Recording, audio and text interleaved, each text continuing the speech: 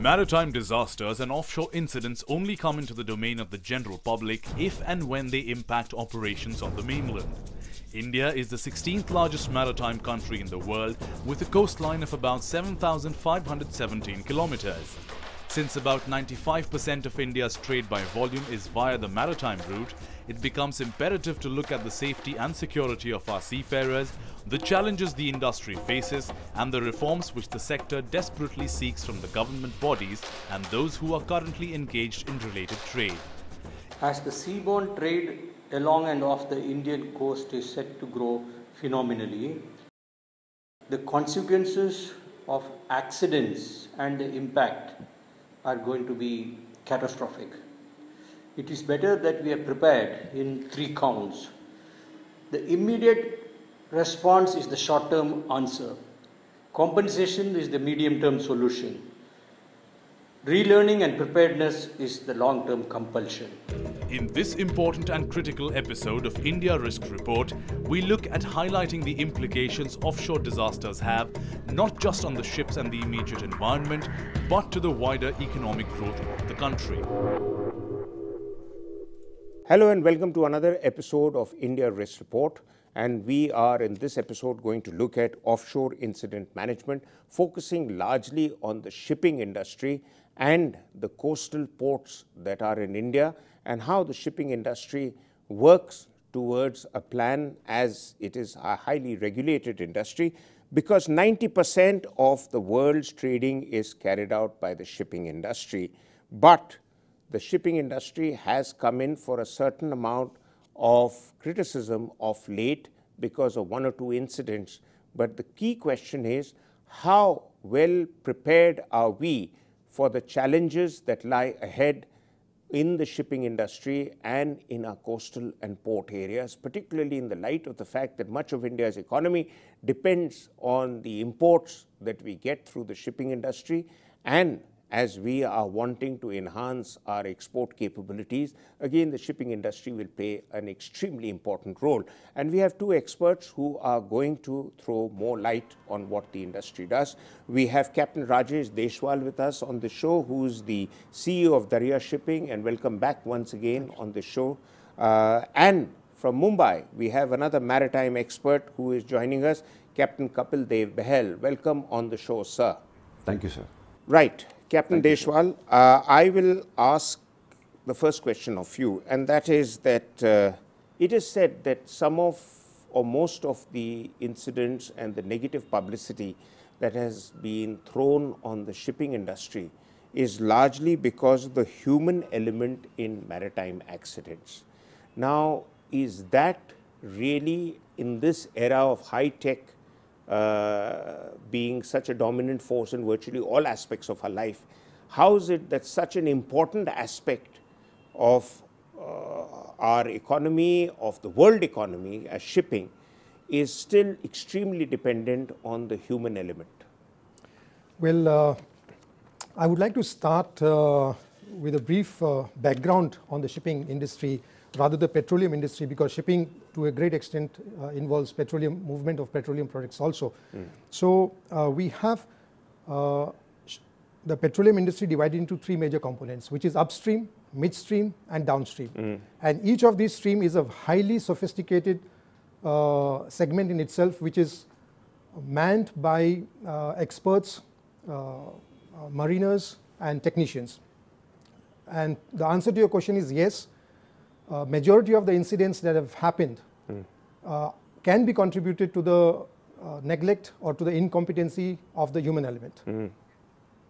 And therefore, it is very important that the human element, human aspect is taken into account, which involves training, which involves the selection of the right people for the right job. No, but you know, there is another aspect, and that is once again that, you see, you talked of petroleum industry, and one of the most publicized accidents of late has been the one which was the Chennai oil spill. Apparently, two tankers collided. Quite clearly, there was a human error. In fact, they say 75 to 96% of the accidents are human error. And I go back to asking my original question, that in this era where we are so dependent on technology, from cell phone upwards to everything, look at another mode of transportation, that is air. I mean, virtually pilots, once the flight is taken off, put almost the entire flight on autopilot and they just keep manning it. So where does the human error play such an important role in the shipping industry? It will be incorrect to pinpoint one aspect, because I would start with the example of deep sea horizon incident, which happened in the US Gulf of Mexico, where almost 4.9 billion metric tons of oil, so barrels of oil was spilled. And it went on for almost 3 months, and the human people or intelligence could not do anything about it. That was talking about upstream disaster. But what was learned out of this disaster was that a marine containment company was incorporated, and the government of US came up with a fund of $20 billion to contain such type of disasters. Wherever there is human element, there is bound to happen problems, there is bound to happen accidents and incidents. Talking about midstream incidents, Exxon Valdez gave birth to the new design of tankers, double hull tankers. You are talking about the incident which happened in 2017 in Chennai. 2017 in Chennai. Well, that vessel was actually managed by us. We were the managers of that vessel. And there was absolute, the reason which contributed to this incident was human factor.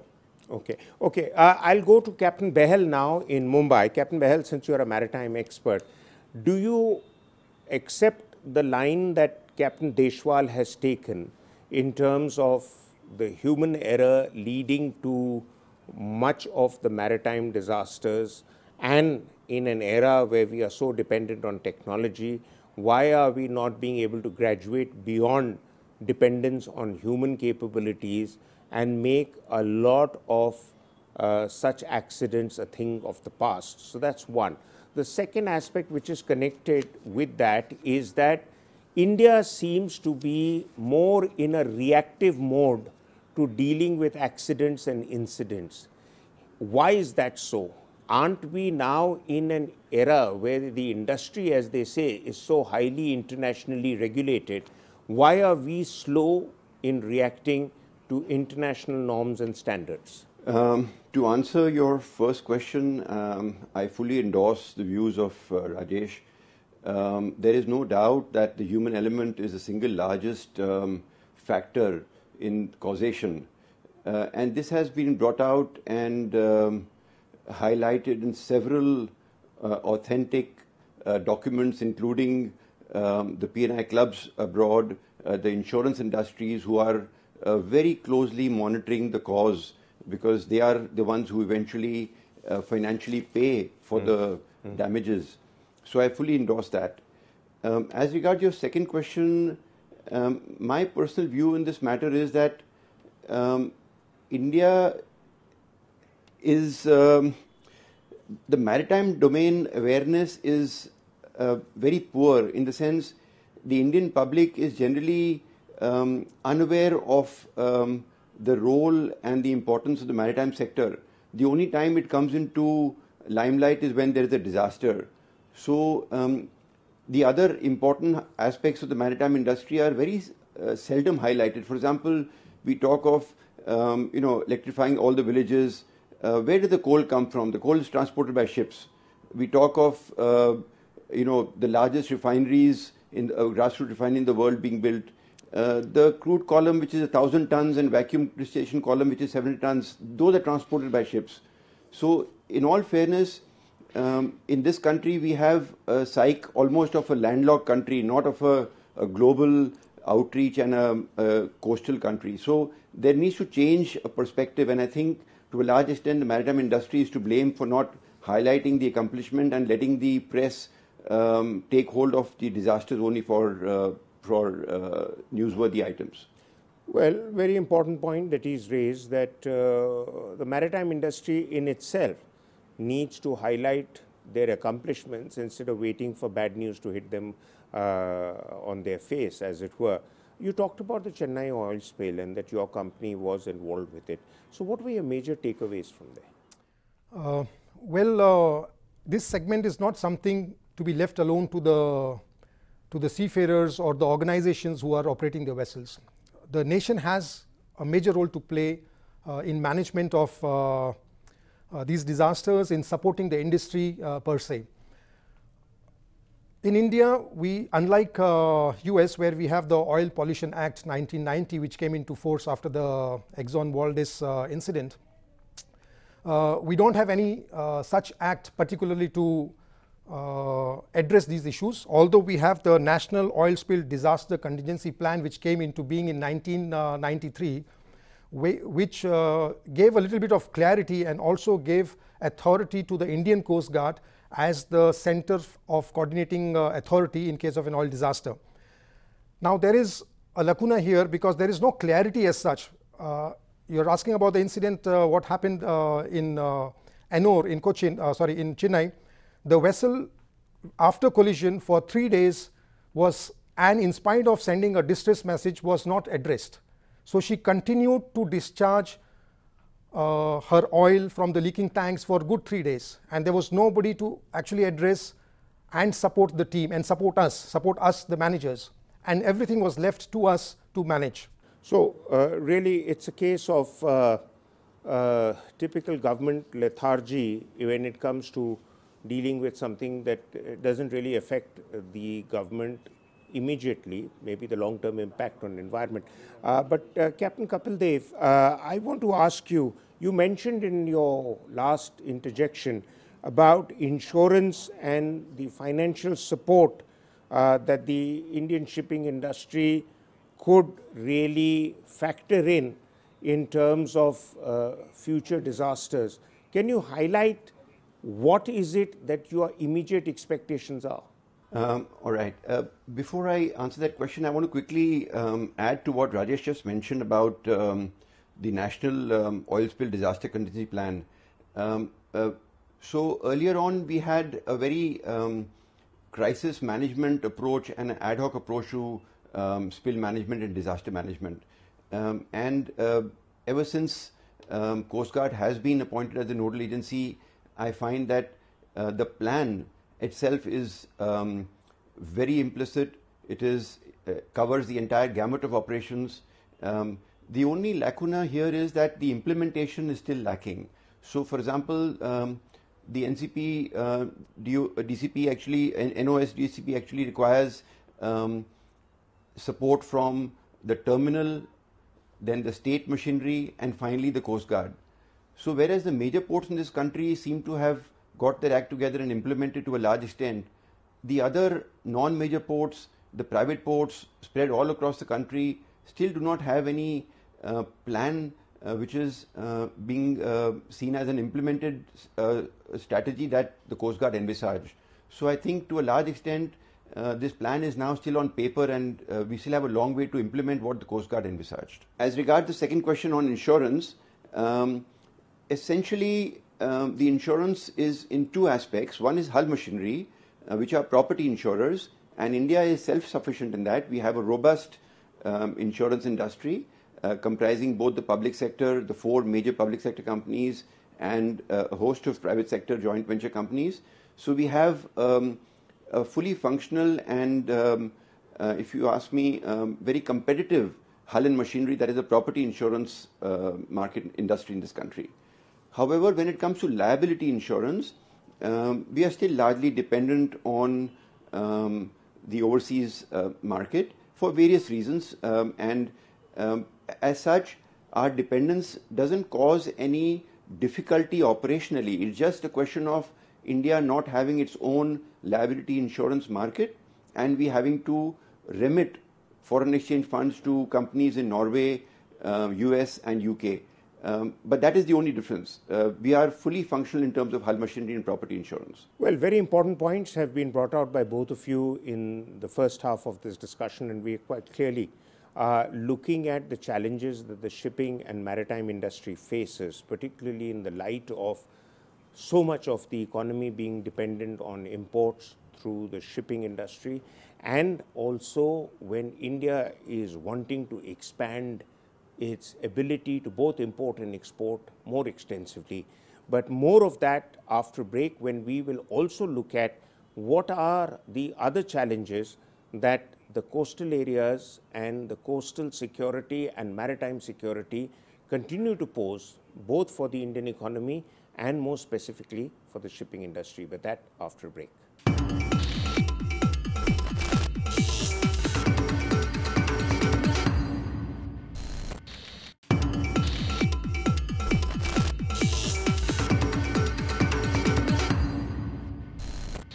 Welcome back. We continue to have our two experts with us, and we are looking at the challenges that the Indian economy faces, particularly with the various factors that concern the maritime and the shipping industry and our coastal areas. And Captain Deshwal, Captain Kapil Dev made some very important points, and as you did prior to the break.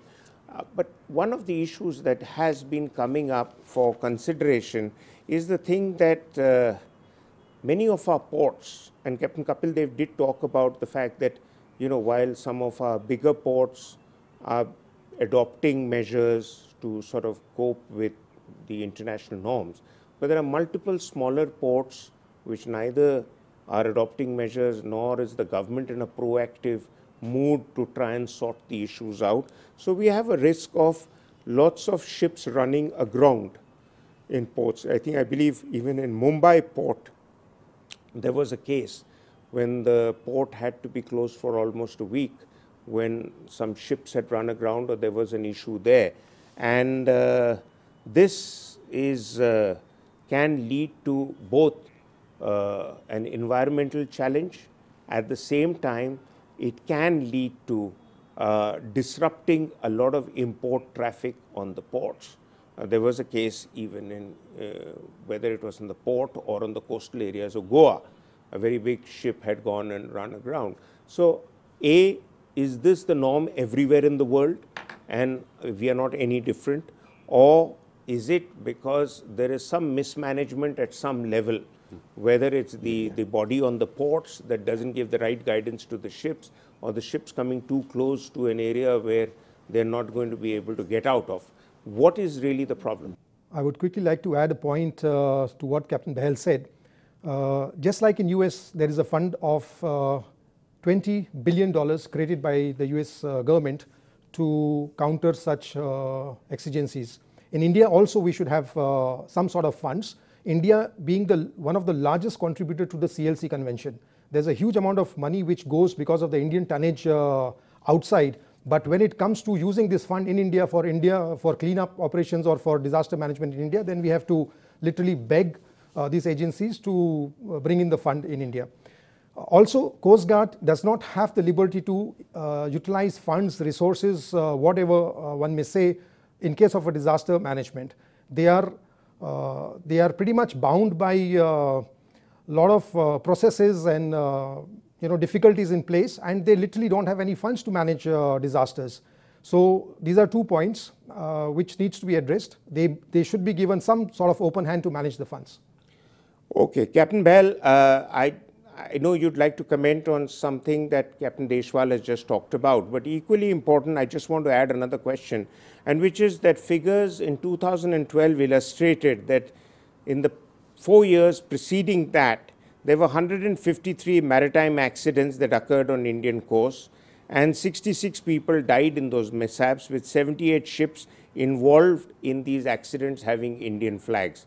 So the question in this case is, has the situation improved over the last 5 years, or are we still in a precarious position? And B, how does this rank us with the level of accidents and the negative publicity that the maritime industry might be getting in India as against how it operates for the rest of the world?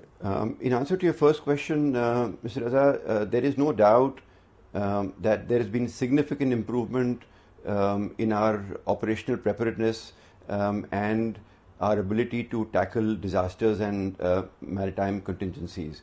I have been witness to the development for the last 30 years, and I must say that there has been significant improvement, but we have a long way to go. Even considering that we do not wish to compare ourselves with, let's say, the US position, we still have a long way to go. And here I want to highlight the reason I say this. Most people are aware of maritime disasters and the repercussions, but you mentioned Bombay port closure. I just want to draw your attention that this was due to a collision and consequent containers falling overboard. So they were floating all around Bombay, and that closed the port. This happened at a time when we were so dependent on expertise from other places, and I personally feel that this could have easily become a very serious catastrophe and crippled the economy. We were running close to zero inventory of oils, and can you imagine another case where, for example, an oil spill off Calcutta, and the oil would travel upstream during high water, some of it would get deposited in the banks, some of it would recede during low water, but will cripple Calcutta port. Can you imagine a vessel running aground in the entrance of Gulf of Khambat and blocking the entire Gulf of Khambat ports, including all the refineries and terminals there? So maritime disasters have not been given the due attention that we should in this country. It's so important. And I want to state two important reasons, more reasons. One is that we talk about huge, and Rajesh mentioned itself, huge petroleum tonnage movement, Indian imports of oil.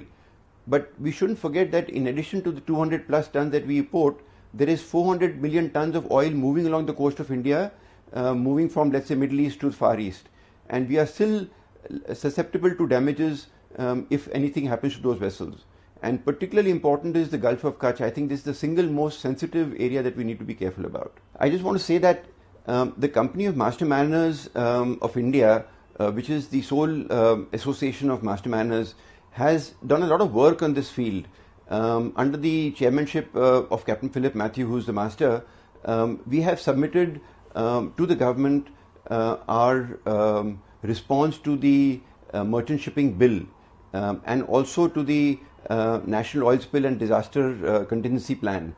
So I think it would be good if the government could have a look at what the CMI has proposed. It has been done by the finest legal brains in this country, including Captain V.K. Gupta, Captain Subedar, Captain Pullat, Captain Venkat, and these would go a long way in addressing the stakeholders' views on this sensitive matter. So very important points there have been brought out that there isn't enough awareness and there isn't enough urgency that is attached to, and everyone has been left to himself and God for us all. But equally important is an aspect which does come out in terms of what the Indian Navy has been doing to assist the private maritime shipping bodies, particularly in the Arabian Sea, where there are incidents of piracy. And piracy has, amongst other things, given China reason enough to get involved in the Arabian Sea and in the Indian Ocean under the pretext of globally fighting piracy operations, though Chinese agenda is a bit more than that. But I go back to piracy. How does that impact, A, on your business until now, and B, does it hinder people from taking ships into area where there is greater chances of piracy and being attacked, or are there countermeasures in place? Piracy definitely over the past couple of years has reduced. The number of attacks has definitely reduced. But my more importantly, the fear is that how many people would join Merchant Navy in times to come. Yes, piracy has been one of the factors which scares the people to join Merchant Navy, but there are a lot of other factors. Today, our seafarers are getting stranded for no fault of theirs. And yes, the government does little, but the people who are behind this entire act are just washing their hands off. So shipping Merchant Navy is not going to be a very lucrative profession for the youth of India in the near future. And that is my worry. How do we make this impression, or correct this impression rather? Well, yeah, that's really a very big challenge, because figures show that of every 100 officer cadets joining the Merchant Navy, about 25 put in their papers sooner than later. But a lot of important points have been brought up, and quite clearly maritime challenges and shipping and coastal challenges are very, very important. They should be very high on the government's agenda, but as both the speakers have brought out, that they don't get the kind of visibility that they should, and they need to be understood better. But I wish to thank you both for being with us on this show, and thank you very much for drawing attention to some of the key areas. We'll be back next week with another episode. Until then, goodbye.